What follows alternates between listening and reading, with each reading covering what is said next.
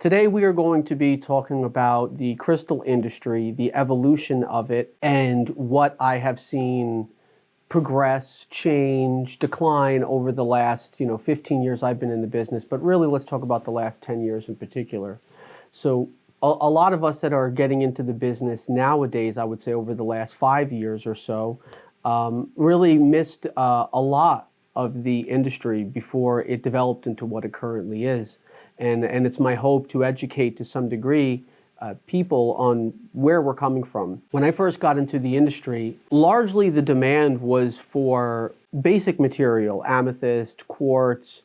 Of course, you had your mineral collectors, you had mineralogy societies, which were a big thing back then. There was a lot of rock hounding going on, which is kind of making its way back to the forefront again. But back when I got into the industry and it was starting to mainstream itself, primarily we were looking at very basic fundamental stones, your chakra colored stones. And like I said, amethyst, citrine, quartz, agate, smoky quartz. It really wasn't there yet where people were grasping the full spectrum of what mineralogy and gemology and the crystal industry had to offer. What wound up happening was there was a huge uptick in New Age when people started to use crystals largely for energy purposes or in their energy practices. We started to see the diversification of the clientele grow and the awareness of the industry grow as well. Something that is really worth mentioning is that, if we're going back 10 years ago, it was easy to identify the big players in this industry on a global scale. Now, it's very hard because there's just an endless sea of vendors and suppliers, whether it's mining, distributing, wholesale, retail, secondary retail, hobbyists. There's just an endless amount of people in the industry, so it's hard to really navigate now who's who and what's what. How do we get back to the sourcing? But for me, when I first got into the industry, everything that mattered to me was getting to the source, because for me, what I really wanted to do was make sure that whatever material I was getting my hands on was done correctly from soup to nuts. Meaning that I wanted to get myself to the mines, have a line to the mines, and then be able to find a way to manufacture and distribute, which is a really hard thing to do. It's a dog-eat-dog situation. This industry has now become extremely valuable, and it's something that has changed the whole economic structure. The crystal industry is a multi-billion-dollar industry now, where before it really wasn't. For you to climb the mountain back in the day was actually way easier than it is for you to do it now, because there was a lot less competition. And when I first got into the industry, what was really great about it was that most of my competitors, or the people that were there that I had my eye on, their narrative and what they were trying to do in this industry was completely different than what my goal was, which was to provide the best quality, ethically sourced, fair trade material that I could possibly do. Again, it's a little bit of a tricky subject because you're going to always run into situations where nothing is perfect in life. But I wanted it to be damn near perfect.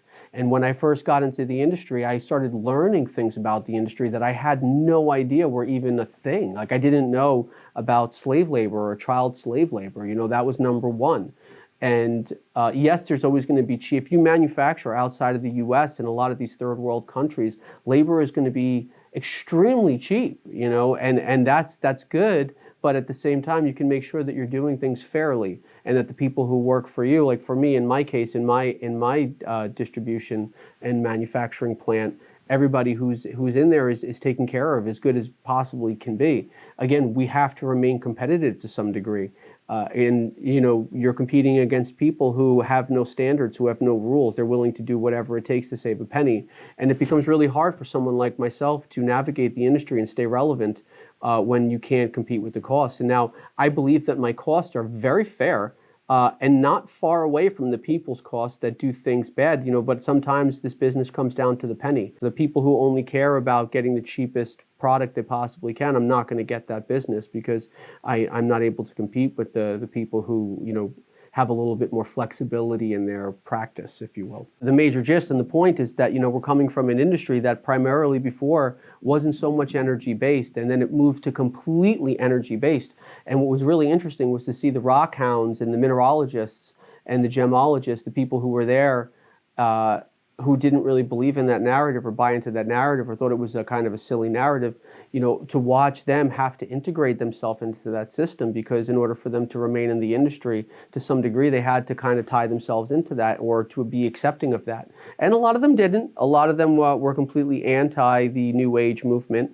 And those guys kind of wound up getting ousted and casted to the side to some degree. I mean, that's just what I saw. And then the ones that decided to play ball to some degree, I don't think they were very happy about it, but they did what they had to do to remain relevant in the industry. For me, it was really great because I came in right at that time where I was like on the border. For me, I'm coming from a place of nonprofit. I was heavily embedded in metaphysics. I was a part of many organizations, and I studied metaphysics for a very large percentage of my teenage years and my 20s. And so when I got into when I really got into crystals was at a point in my life where, number one, I loved collecting rocks, but also at the same time I did see the energetic value of rocks, and I started buying into that narrative.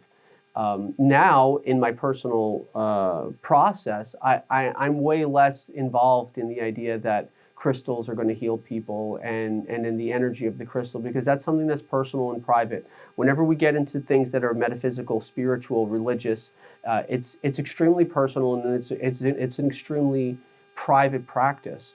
And it's something that I think people should keep a little bit closer to their vest and not use that as a sales pitch, which is where I think the industry is currently now. I think the industry is in this place where people have abandoned educating themselves. And listen, the industry is so rapidly expanding that there's no way we're going to be able to actually be right all the time, because this was citrine, now it's ametrine, now it's a natural citrine, now it's rainbow unicorn this, and skeletal celestial manifesting this, and kundalini that.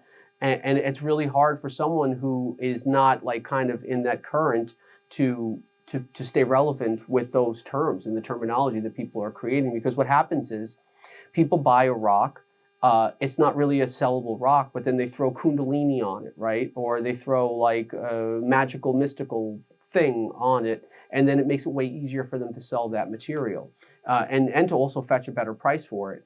It's not really something that I've gotten myself into, and my personal practice and understanding of crystals and metaphysics is something that is private to me. It's not something I'm looking to get into. I'm not going to use it as a sales pitch. I'm not going to tell you, hey, this rock is going to do something for you health-wise, mentally, emotionally, spiritually. I'm not going to use that to sell you the rock. That's for you to decide and figure out on your own. But that is the current industry. The industry is, you scroll through social media or you scroll through all these pages, and people feel it's now absolutely necessary to provide you with the metaphysical or the spiritual meaning behind the stone.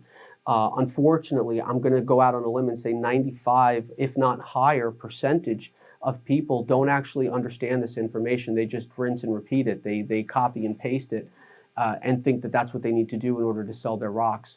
And it's one of the things about the industry that kind of bothers me a little bit more than it should, which is that, it's one thing if you've done your diligent research and you figured this stuff out for yourself and you've experienced it and you know it to be true. But it's another story when you're just trying to sell the rock to somebody, so you're saying whatever you feel you need to say in order to make the dollar. And that's where you lose me.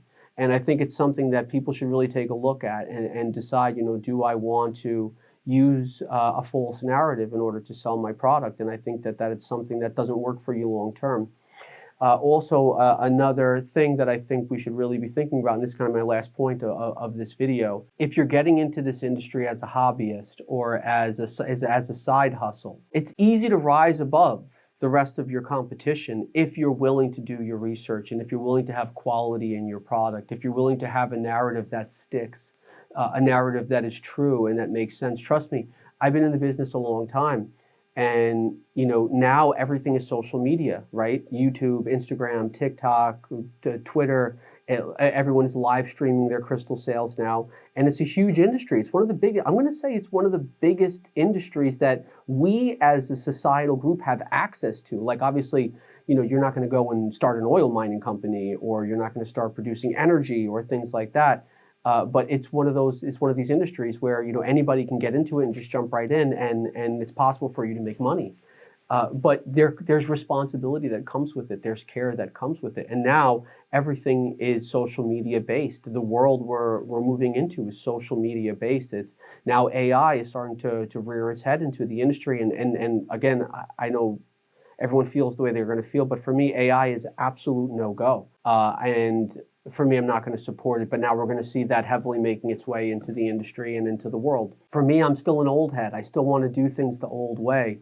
Yes, I've adapted and I'm now what I would consider an influencer on social media. And it's really interesting that you have all of these social justice warriors and all of these people that come out of the woodwork to nitpick and abuse, quite honestly. And it's one of those things that I just want to tell people because as I see people growing in this industry and building their social media presence, the one thing you might not be ready for is people coming after you, trying to hurt you, say nasty things about you, find things wrong with you. The more you grow, the more successful you become, the more jealousy you wind up creating. And you need to protect yourself from that. You need to shield yourself from that and not let people come in and hurt you and say hurtful things or negative things or abusive things to you.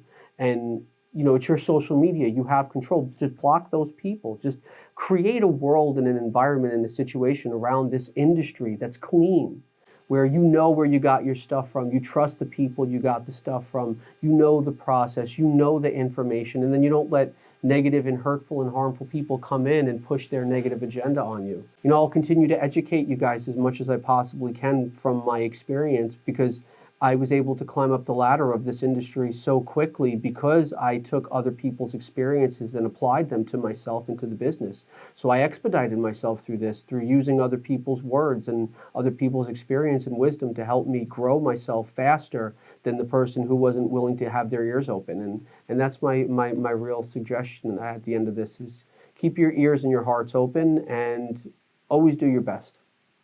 Peace.